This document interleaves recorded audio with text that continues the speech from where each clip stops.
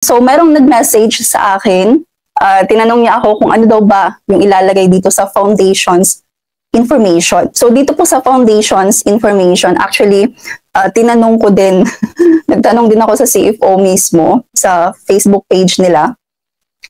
And sabi nila dito, kapag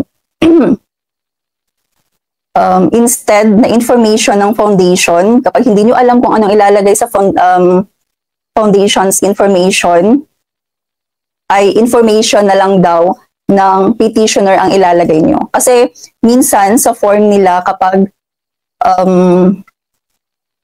leave blank, for example, blanco lang, hindi nyo nilagyan ng information, possible na hindi yan siya mag-proceed sa next step.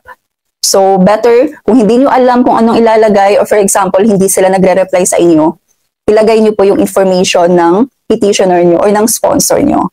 And then, kung hindi kayo sure kung tama ba yung information na nailagay nyo, during sa appointment nyo sa CFO, i-inform nyo po sila about it na ganun yung information na nailagay nyo, and kung mali ba yun siya, then pwede nyo pang ipa-edit sa kanila mismo sa CFO. So, wag nyo lang, kung for example hindi kayo sure, pwede nyo din i-message directly ang Commission on Filipinos Overseas na Facebook page. So, nagre-reply po sila sa Facebook page.